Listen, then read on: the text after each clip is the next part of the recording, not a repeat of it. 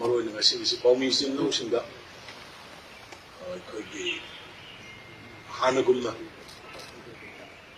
responsibility logi rakada Manipur peace korna bagi logi marakta understanding korna bagi lom the focus bagi usmaina makha tarakpodasu madugi cooperation support tobina ba hadi mayam kobjuni yam lai bak thiba post khara antak social media da tampakta leba community karagi marakta yamna taba nungaitaba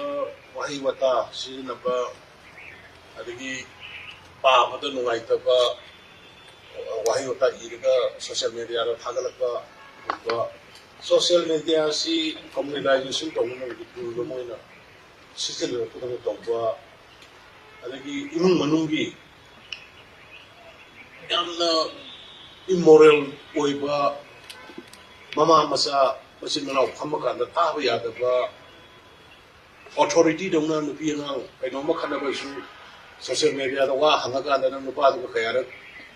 oiba sali ba hayo yamna awkward oiba yamna uncivilized oiba ekoi sili no phamina ba even maru mapang ba phamina nungai ta ba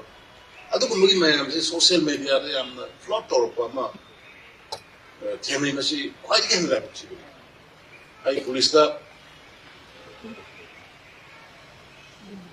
intelligence wing dai high grade notice formal notice to ka da loina youtube version page channel ba e holders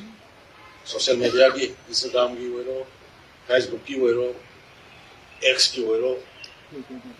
mayam pura pura operate tori singu loina ko khalo ka na moi the awareness with warning bi wo haidna ai ki site ki instruction to khe mayam da sunga sena ya pi to jiri mayam ki kuthanda adu kumba ni ki imung amagi nupi amagi nupa amagi ijat loibe ya po sinjina panbada hangoi po adu ko pon mayam du media da khado ga makhoi da kana authorized to adu ko mi ki private life ki hak mat da kana moina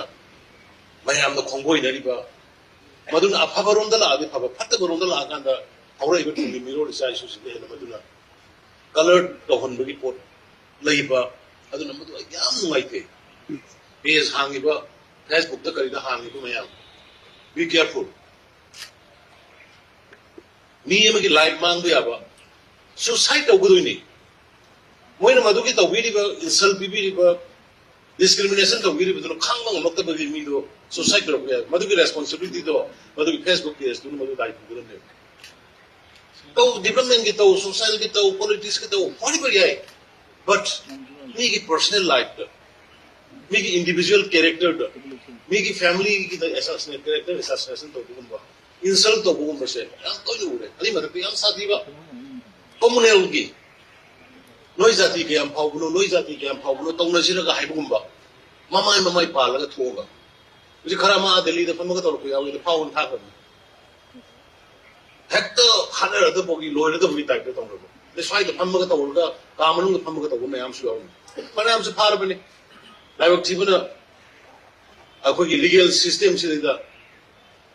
7 years ki enolai tragedi madu haibugumba restriction ba samla ga mo advantage he lo ge to madu na kaya na society da dimage to ge du wahi ama dagi kang pirang thok ne thok ama dagi gi imung gi ni si ne aduna sigi pon mayam se asang katang ai nasi jai kitang serious hoina china mayam ne dani kutham dai masima thoi ba irang siga mari le na ki lang go se ko kitang matam khrai koi amasu sok na ba amasu yara ga de khanga ga lapuni adu it is too much. I will say again, it is too much amandre kodi mak authority dona kodi mak mana to gudona group masa bayar ga hekta ni phar ga tv da thagala kani nang kari toruba kana ga sanuba kana ga koi ruba kana ga saruba tv da thar kani ka kani social media da adu kuma yamna immoral doiba society is the yam sachin impact bi ga yam se pudak to gilapiyo one by one ꯂꯤꯒꯦꯜꯒꯤ ꯃꯇꯨꯡ ꯏꯟꯅ ꯑꯩꯈꯣꯏ ꯊꯤꯔꯒ ꯃꯗꯩꯗ ꯃꯗꯨꯒꯤꯗꯃꯛꯇ special team ꯑꯩꯈꯣꯏ ꯄꯨꯂꯤꯁꯀꯤ ꯊꯝꯒꯅꯤ ꯑꯗꯨꯒ ꯃꯗꯨꯒꯤ ꯍꯥꯏꯔꯤꯕ ꯀꯥꯡꯕꯨꯁꯤꯡꯗꯣ ꯉꯔꯥꯡ ꯅꯍꯥꯟꯁꯨ ꯑꯃꯅꯤ ꯐꯥꯔꯨꯔꯒ ꯍꯥꯏꯔꯨꯀꯥꯟꯗ ꯑꯁ ꯑꯩꯗꯤ ꯈꯪꯖꯗꯗꯅ ꯇꯧꯔꯨꯕꯅꯤ ꯁꯨꯝꯅꯤ ꯍꯥꯏꯔꯨꯕꯅꯤ ꯑꯗꯨ ꯈꯣꯡ ꯄꯥꯏꯔ ꯈꯣꯏꯔꯝꯒꯦꯅ ꯍꯥꯏꯌꯦ ꯈꯣꯡ ꯄꯥꯏꯔ ꯈꯣꯏꯔꯝꯕꯗꯨ ꯅꯠꯇꯦ ꯗꯤꯅꯦꯁ ꯑꯣꯜꯔꯦꯗꯤ ꯗꯟ ꯑꯗꯨꯒꯨꯝꯕꯗꯣ ꯑꯩ ꯉꯁꯤꯒꯤ ꯁꯤꯗꯩꯗ ꯃꯌꯥꯝꯒ ꯄꯨꯟꯃꯤꯟꯅꯕ ꯅꯨꯃꯤꯠꯁꯤꯗ ꯑꯩ ꯃꯌꯥꯝꯗ ꯑꯄꯤꯜ ꯇꯧꯒꯅꯤ stop it immediately government law of the land fazana akhoi isai na ngatane habigi ngahak sum yengbani matam khora sum isai na ngatane misi mina awana mayam tarbe ne yengbani to tawrei bisi henjal malakre kauraga office ki meeting kauraga sen khaiba sen loba kanana authorize towi thabak akhoi da pidari thabak suba yaro ne thingba kanana moi da authorize towi प्रजागी थबक ने कोई तौरीब development से gate पुथोरो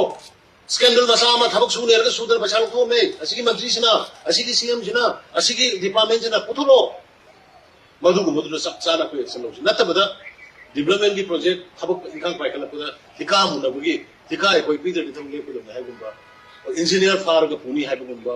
अदगी केनो की official फार पुनी है गुंबा stop it I येगी लेरिबा आई येगी हक तो दगे कोई हेंदोनो गुमसे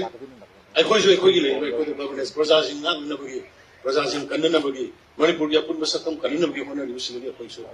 हेन तौरोय चप चाना मदुगी दंता कोई लेपखिनी अदुना मणिपुर की मियाम सपोर्ट तौबियो सुगुंबा आइन मकुन पायरगा काउंट पिरांग थोनब सिनबा आइन मकुन पायरगा मीगी पर्सनल लाइफ कैरेक्टर असैसिनेशन तौबा अदुग मीगी लाइफ मांगनबगी इमु गाहनबगी मसा को पोट मैम से कोई government मखल लमिटगी तौरोय हाइदा ngasiगी mayam siga sigi point khris nang maru ne haijege haina ai kaujabani